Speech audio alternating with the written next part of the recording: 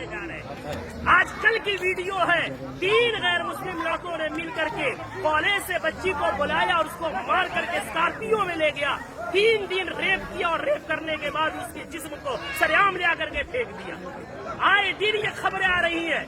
मैं पूछना चाहता हूँ, इसके पीछे के जिम्मेदार मुआशरे के हमारे और आप जैसे बेगैरत लोग नहीं है जो शादियों में, नाच गानों में, पैसों में आग लगा रहे और आग लगा करके शादियों को इतना मुश्किल बना दिया कि वक्त में शादियां नहीं हो रही है, जिसकी वजह से हमारी बेटियां जज्बात उनमें भी है, जज्बात की रो में बह करके एजुकेशन वाली बच्चियां गैरों की गोद में खेल नहीं रही है, बल्कि टिश्यू पेपर बना करके उन्हें इस्तेमाल करके गली कूचों में फेंक नहीं दिया जा रहा है, बल्कि उनके चेहरे उड़ाए जा रहे हैं। इतने अदब एहतराम के साथ बार बार इसरार करने के बाद झुक करके, बाप कह करके, भाई कह करके, ईमान का हवाला देकर, इस्लाम का हवाला देकर, पूरी सोसाइटी के आदो पैमान का हवाला देकर के कहा गया, लेकिन फिर क्यों नहीं माने?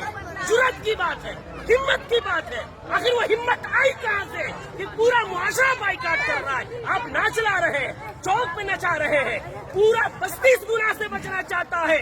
खुदा का खौफ खाए हम लोग, कल क़यामत में क्या मुंह दिखाएंगे? पूरे गांव में नचाते हुए लेकर आते हैं, मस्जिद के सामने से लेकर आते हैं, पूरे गांव में। ये क्या है? इसको जिद नहीं कहते हैं तो और क्या कहते हैं? इसको हठधर्मी नहीं कहते हैं तो क्या कहते हैं?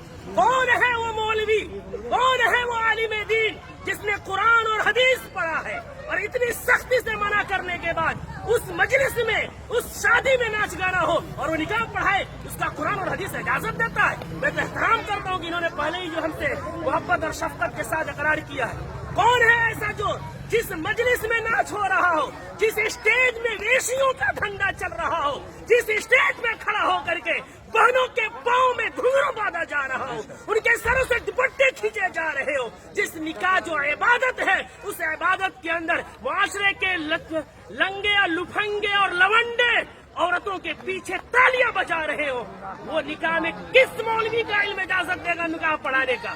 कौन सी कुरान इजाजत देगी? कौन सी हदीस इजाजत देगी? यहाँ सब कलिमा पढ़ने वाले हैं। हम मरेंगे, रब के सामने हाजिर होंगे। दुनिया की बात छोड़े, हमें ये खौफ क्यों नहीं आता कि निकाह एक इबादत है, नमाज भी इबादत है। नमाज में अगर कोई गाना बजाए, नमाज का मजाक है। निकाह में कोई गाना बजाए, वो निकाह का मजाक नहीं तो क्या है?